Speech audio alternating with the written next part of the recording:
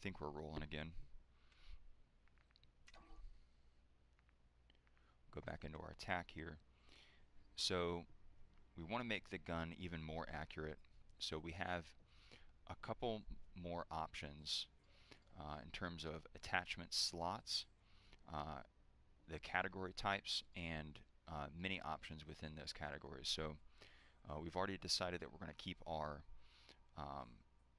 iron sight picture. It's the fastest possible way to get sights onto target, and the iron sight picture is already really good on the tack, so we don't need to mess with that. That's a saved slot. We can take that and use that for a different category.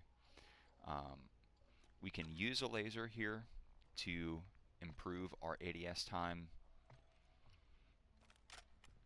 without taking away from our weapons handling, our mobility with the weapon, without making it any slower to move around with. We can get faster ADS time, and we can get far less weapon sway, what the game calls aiming stability, by using an ADS laser. But I think we can deal with the ADS time and the weapon sway. And I think we can make the gun even more accurate as we're firing in full auto by using a different type of attachment. So we have a recoil control stock with the Tactique Brute. We also have a combat grip for recoil control, but as you can see here, it's going to take away from our aiming stability. So if we put that on and go back and look at our aiming stability, it's actually even worse. That weapon sway is even worse. We're going to get some recoil control,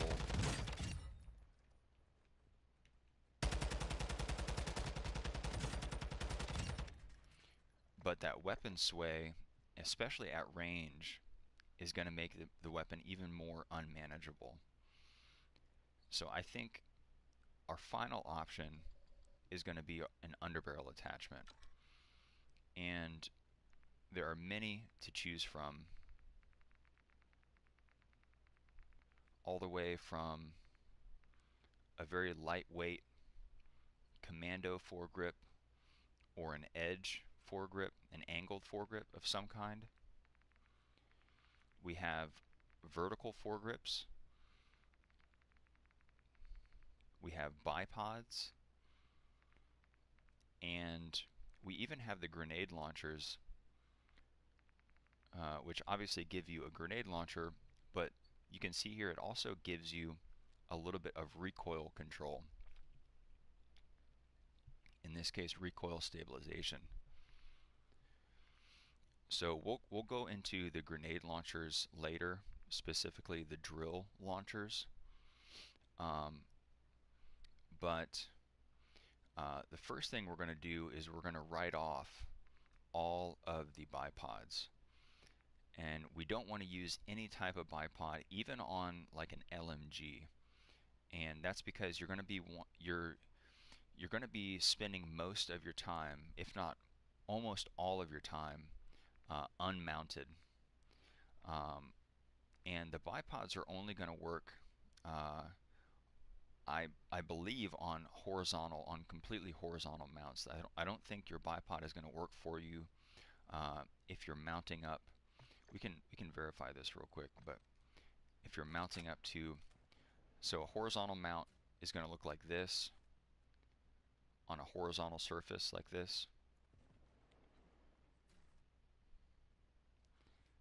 And let's see if we can still mount here. And I don't know if we're getting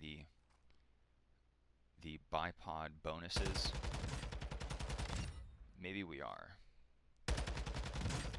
because that feels pretty laser-like.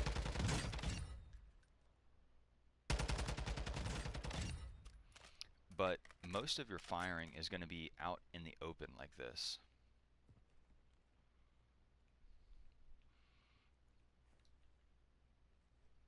You can mount using a bipod on the ground.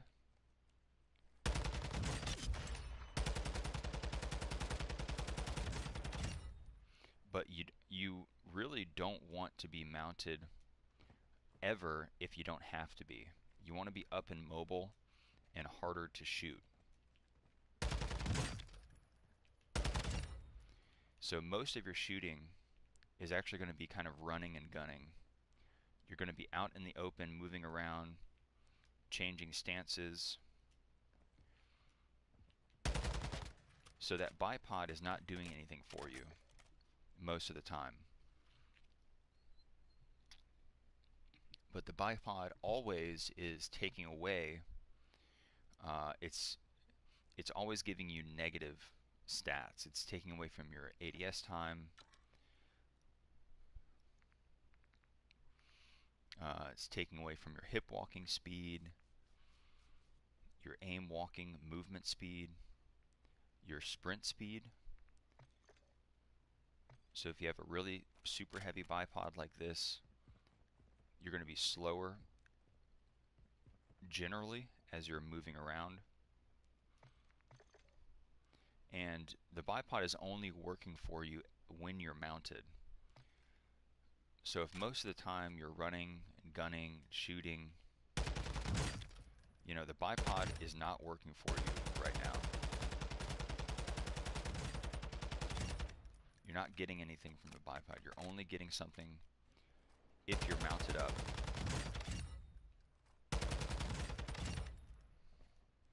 If you're prone on the ground, mounted up.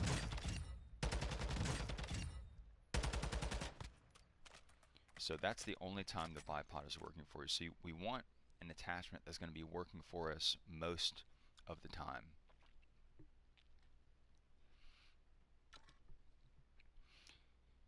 So we've decided to write off entirely the bipods, even on LMGs, but most especially on an AR. We're not going to be wanting to be mounted up on an AR. We're going to be wanting to be as mobile as possible. That's the whole point of using an AR over like an LMG, for example. The vertical foregrips are going to be focused on mostly hip fire control, and this is concerning with an SMG, and it's far less concerning with an AR. You're never really going to be hip firing with an AR. Maybe at very, very close ranges, like within 10 meters, within this distance, if you don't have time or the ability to switch to a secondary, like to a support weapon like an SMG, you're going to be, you know, hip firing at these kind of ranges. But that's kind of a desperation move. You're better off usually closing the distance and going for a melee or going for a throwing knife instead of hoping to get some kind of damage on the guy with hip fire. Even at a range that's, you know, a little bit further than this, at these kind of ranges, you can still more reliably put damage accurately onto the guy if you're taking the time to go into an ADS. But anything closer, you know, you would want to be hip firing, but with an AR, you're not going to be spending most of your time shooting in hip fire. You're going to be ADSing. So in that case, what we need to do is we need to actually put on an angled foregrip of some kind. So again, we don't want a bipod because we want to be as mobile as possible, and the bipod is only working as we're mounted. We don't want a vertical foregrip as we're not going to be hip firing with the weapon in most scenarios. But we are going to be ADS'd pretty much all the time with an AR. So we've got, you know, a dozen different vertical or angled foregrips to choose from. So which one do we pick? So first you're going to want to look for all the foregrips that have some kind of recoil stabilization, as that's the That's what we're focused on. We want the weapon to be as accurate as possible in fully automatic. So we've got the commando foregrip gives us some recoil, the edge, the gravedigger, the ripper, the clean shot, the demo, the tiger. The shark fin does not give us any recoil. The agent doesn't give us any recoil. Neither does the sink shot. The drop grip doesn't give us any recoil. And we get back into the recoil with the Nexus and the Phase 3. So, you know, would we want to use a sink shot or a drop grip or an agent? You could, as it does give you some aiming idle stability. But if you're using an angled foregrip, you should be going for one with some kind of recoil bonuses. So we have these lighter angled foregrips up here at the front, and the best choice of the light angled foregrip is probably going to be your Edge 47. That's going to give you the most amount of recoil control, that third bar down from the bottom, and with the least amount of impact to your weapon's handling. So it's going to be lightweight, so it's not going to impact your movement or your ADS time as much. But I think there's an even better option. You can see here with the Nexus, even though it looks bigger, the Edge 47 is actually going to take away from your handling more. It's gonna slow down your ADS time more. But the Nexus here is going to give you aiming idle stability and recoil stabilization, and it's only going to take away a smidge away from your ADS time. So if we build this one out with the Edge, and we'll build another one out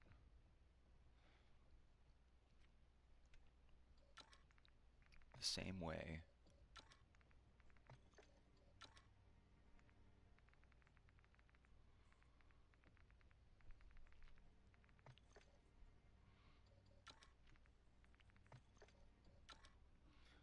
We'll build this one with the Nexus, and we'll do a side-by-side comparison of the two.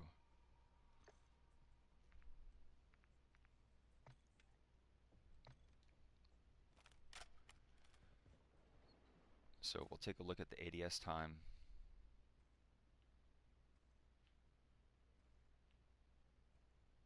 With the Edge, and now with the Nexus. And it's barely perceptible.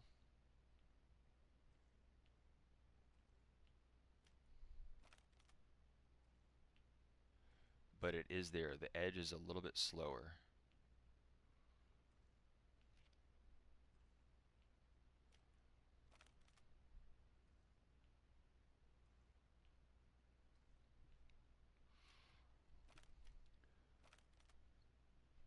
So in this case,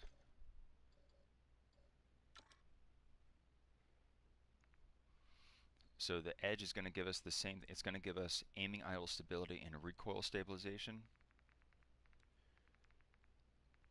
But so is the Nexus, and it's going to take away less time from our ADS. It's going to give us a little bit less recoil, but it's going to make the gun that much more mobile, which is the most concerning thing with an AR. With an AR,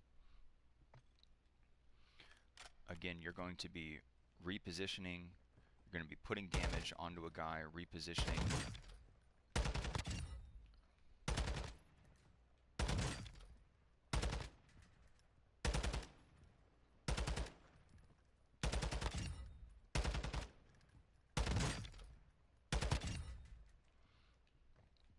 make yourself a harder target to deliver damage onto. So that would be a final build for the TAC. We're going to have our 60 round mag with APs in it. We're going to have our long 17.5-inch barrel. We're going to have a Komodo heavy for horizontal recoil control, which is the hardest type to compensate for, and we're finally going to have our Nexus foregrip on there for a little bit of recoil and aiming idle stability, which again is that weapon sway, which is a lot less pronounced now that we have that angled foregrip on there. And we're going to have still a pretty quick ADS time because we don't have anything in the optic category, and we've maximized all of our other attachments away from impacting our ADS time. We've minimized that ADS debuff that we're getting. You're always going to get some kind of ADS debuff because you have to use the largest feasible magazine on the weapon. Depending on the weapon, you may have to use an optic if it has a very bad iron sight picture. So that's going to take away from your ADS time. You're going to use on an AR like this, you're going to want to use a heavier, longer barrel for better damage range and bullet velocity. And sometimes those long, heavy barrels give you recoil explicitly, recoil control. So we're losing ADS time with the magazine. We're losing ADS time with the barrel. We're losing ADS time with the muzzle device. You can see here con minus ADS time minus aiming stability. So we're getting some of that back with our angled foregrip. We are still losing ADS time with the angled foregrip, but we're getting some of that aiming idle stability back. And we're not losing anything with the AP rounds. That's another reason to take them, is they only give you they only give you more damage. They don't take away from anything. Like, let's say for example that we were going to choose the high velocity. While that gives you, it does give you a bonus to bullet velocity, it actually takes away from your damage range.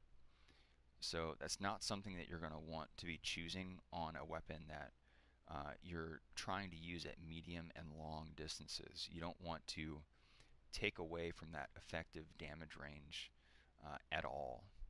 Even if you're delivering those shots faster, you're going to be doing less damage with each one of those fast shots. And the AP rounds are going to enable you to punch through cover, whereas high velo will not do that. It actually may take away from bullet penetration, even though it doesn't say this in the menu. The TAC is not a high fire rate weapon, so you're not really maximizing the effect of like overpressured rounds, for example. So you're not hitting the guy enough times quickly enough to really throw off his aim that much if you're using overpressured. You're going to want to be delivering head and chest shots with an AR, and you're going to be able to do that because we've built the weapon to be very accurate. So we're not going to try to deliberately hit leg shots. You can incidentally hit leg shots to slow down a guy as you're tracking a moving target. That will make it easier to hit follow-up shots, but we want to deliver damage through cover. That's a more important concern than slowing him down. If he's already behind cover, you're not going to be doing anything by slowing him down. He's just going to be sitting there anyway. So you might as well be delivering more damage through that cover. And the frangible is an interesting choice.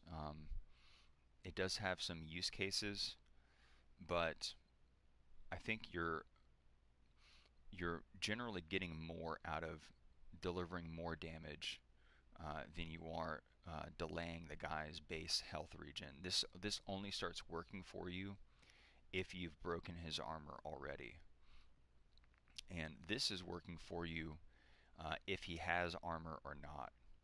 Um, so this is doing you more favors than uh, choosing an ammo type that would only affect him in a broken state in his base health regen. This is only going to affect him if he's already broken and if he's, you know, trying to get a replay in or something like that. You know, if he's retreating, if he's advancing, um, this is going to affect him in those scenarios. But AP rounds will affect him in all scenarios. So that's what a final weapon build would look like for the TAC. And next, we're going to move into building out a weapon for the very first time, a weapon that I don't have a lot of experience with, and we're going to build out a Lockman 5.56. But real quickly, I want to take care of something in real life. I'm going to get back to you very shortly. I want to resume with a part 3. So I'll see you guys very soon.